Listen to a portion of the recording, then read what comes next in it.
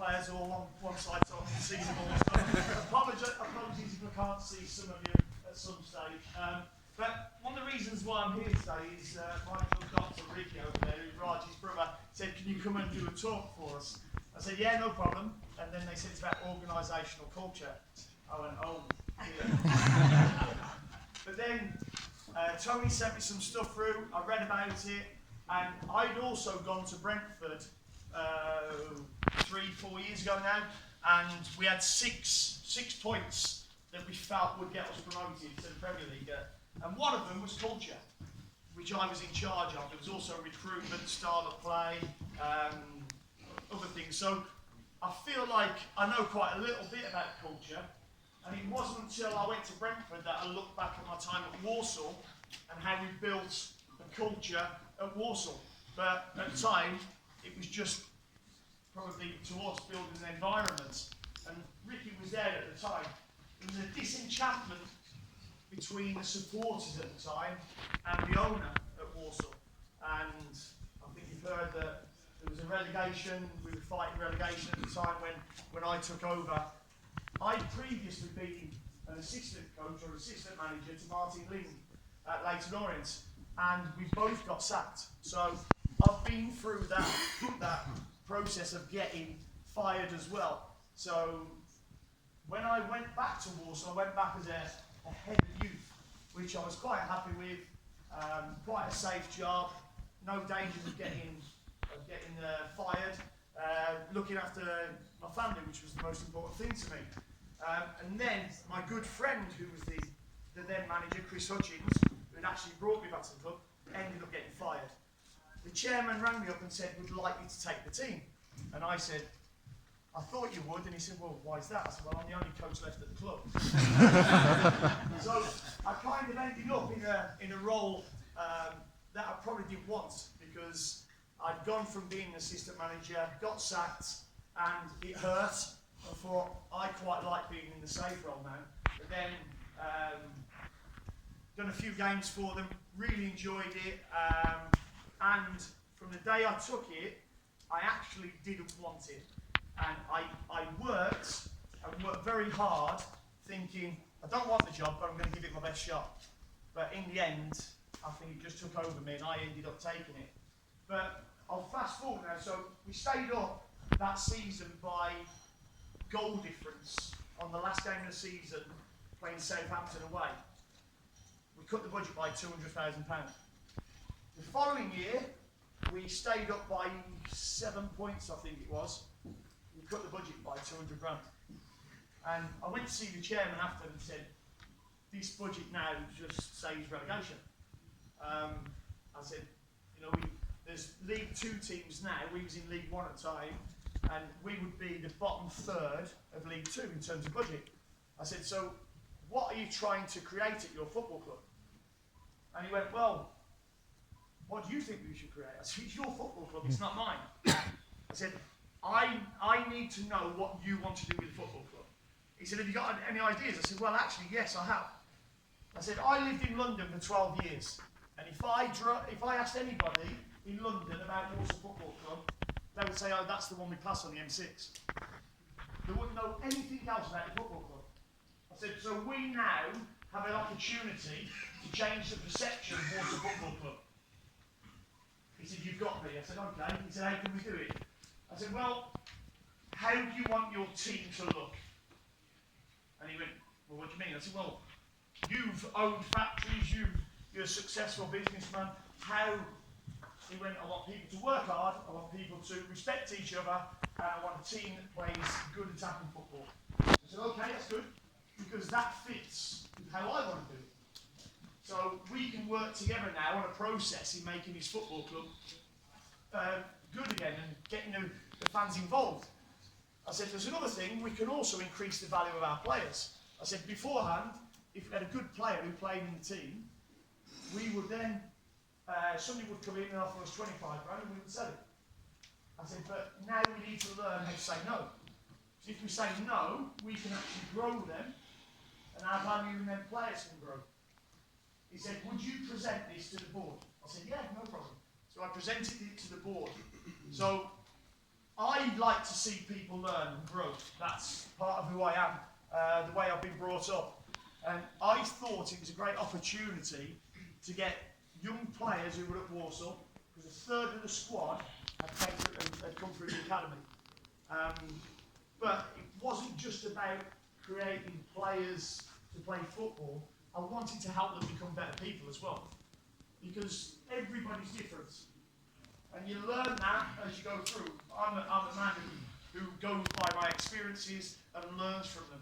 Everybody asks about the coaches that I've learned from. I've probably learned from what I didn't like more than what I liked. I probably thought, well, a manager does that, but I'm not going to do that because I didn't like it. So that's how I kind of learned and brought in that experience. So we worked big time on building a culture at Walsall. It wasn't called culture, it was the environment. There's one story that I'll tell you that for me knew he was on the right track, because whether I'm at Walsall, Brentford, Aston Villa, and people ask me about culture, because there can be good culture and bad culture. For me, if somebody comes into our training ground, they should hear it, see it, feel it, whenever they come in. And it should be good feelings, good sounds, good sights. So whenever they come in, that's what I ask the players to show.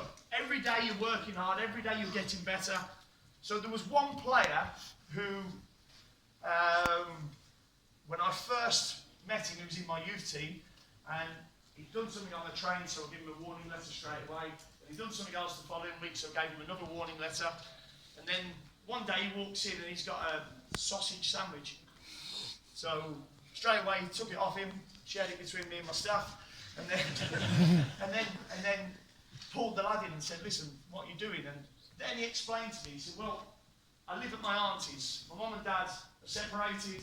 I feel like I can't ask them for breakfast because they have to feed their kids as well. So that was the only thing I could get." And it struck a chord with me. He's different. He's different to what I am. He's different to what some of the other lads are. But I need to help him get better. I need to make him a better footballer. Hopefully, see where he goes. 1 year later, I'll fast forward, we sold him for 1.2 million, I think it was. And it wasn't the fact that we sold him that I knew he's got a chance. We was in the canteen the one day, and somebody dropped some paper on the floor. And as he walked past, he stopped, picked it up and put it in the bin. Then I knew he got a chance. Then I knew he'd got a chance. And what we've been doing, all the work we've been doing with him, listen, he's still a rascal, still phones me up now, but he's got a chance because he's starting to understand, for me, what it takes to be a professional. So that story, going back to Walsall, sums up for me how we created that culture. And it was all the players in the dressing room, it was all the staff, it was the board, but it has to start from there. They've got to want it, because they're the only ones who don't. And when I went to Brentford, when I went to Aston Villa, my interviews was, I said to them, "Why do you want me?" I asked them, "Why do you want me?" Because if it doesn't fit, then we can walk now. And I was quite happy to walk if it didn't fit. Everybody in here probably knows that Aston Villa was my club growing up, but I've been asked earlier, it wasn't a no-brainer for me, because it had to be right. The culture, how we want to grow the football club, because no different to Walsall, there was a disenchantment with the supporters and the football club. And that had to come together. The only way you can do it is from the top all the way down. And it fitted. I sat in with Christian Perslow, Jesus Garcia, and a phone chat with Nazef and Wes, the owners, and they are everything about education, learning, progressing, getting better. That's all they want to do. They want everybody at the football club to get better. So I'll just go on quickly. I was asked for 10 minutes, but I know I'm sorry.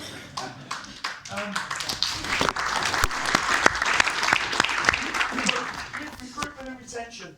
One of the key things to having a good culture at the football club, any business in my eyes. So when you recruit, in my work, you recruit good players.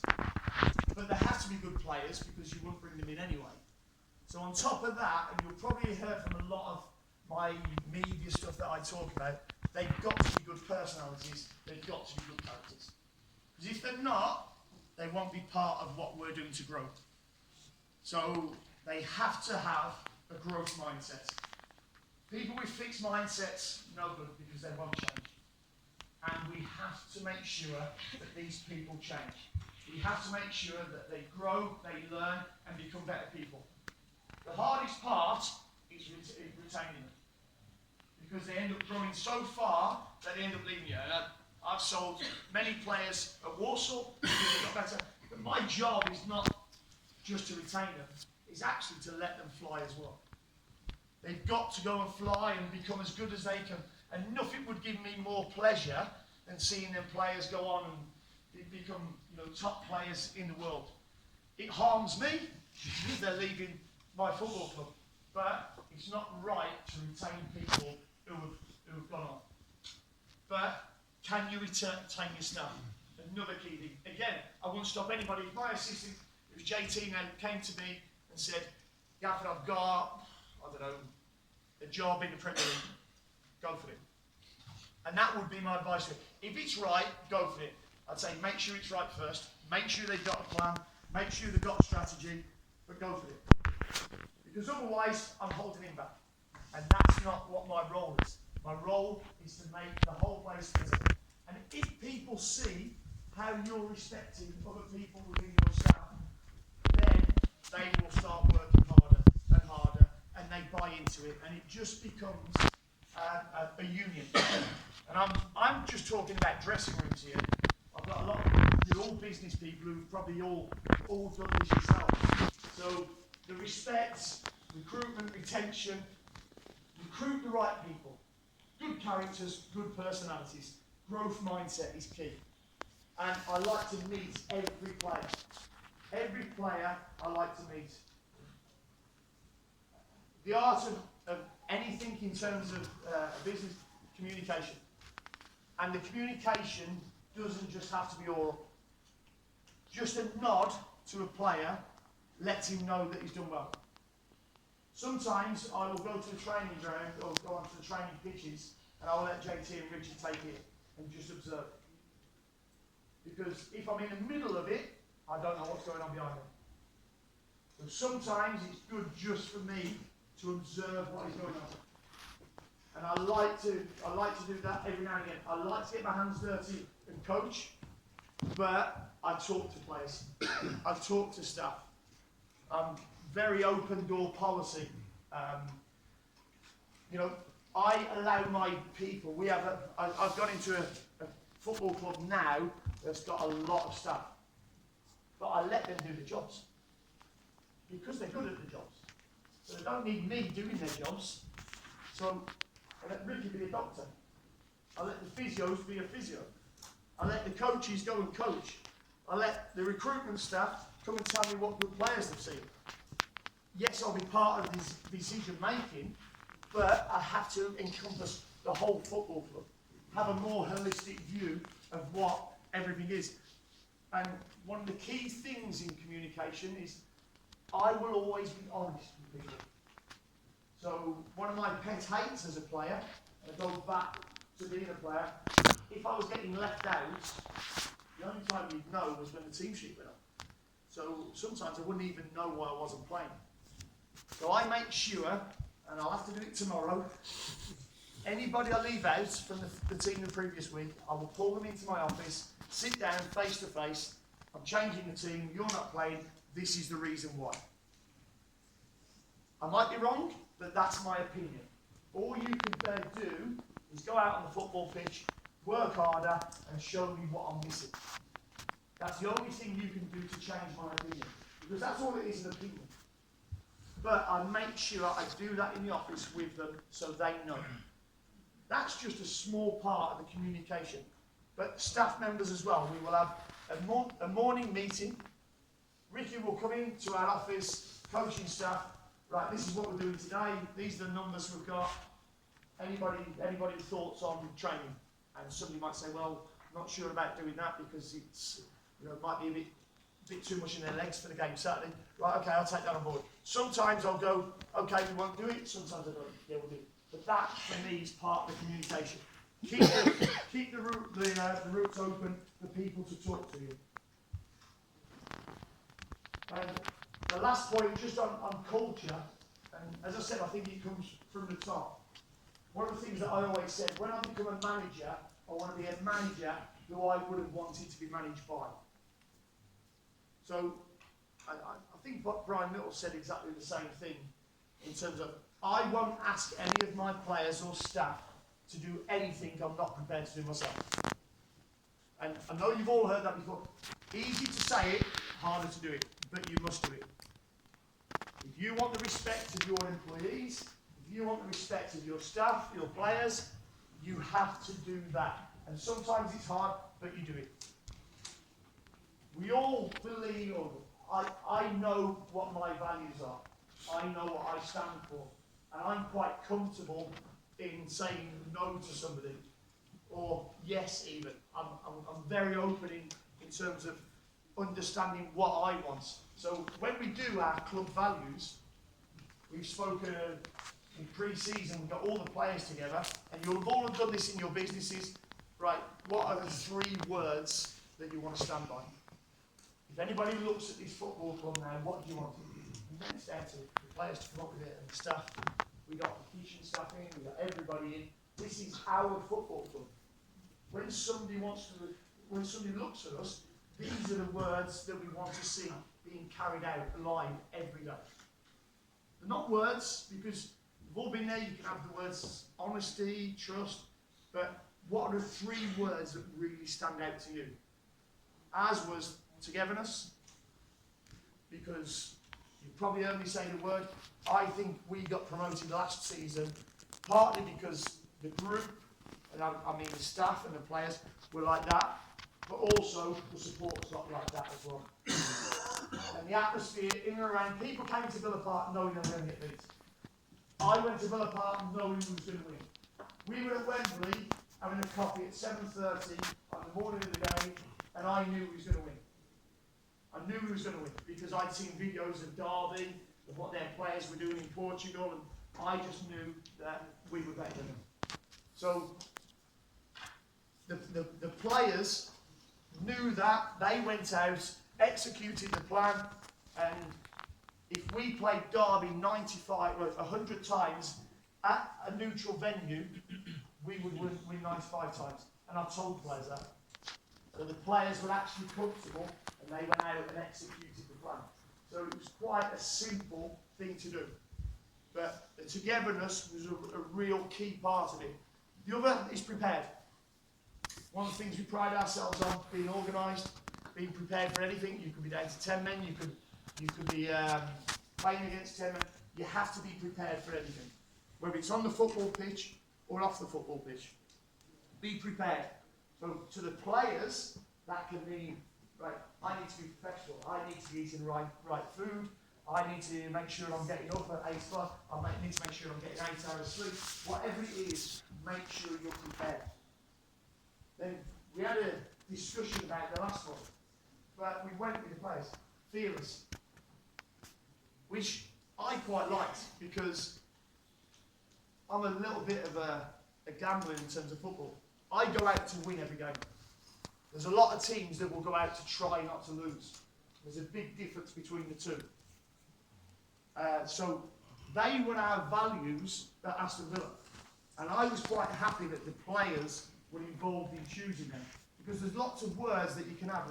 At Brentford, one of the ones that they wanted was honesty. And I vetoed it a little bit. I said, if you're going to have honesty, then you've got to have tact next to it. I just spoke to Tony about it, because you can't expect me to be honest with my players all the time. Because if I don't think he's a good player, I can't tell him I need to play. So there has to be a little bit of tact. So you have to think very clearly about these values. Make sure you can live them.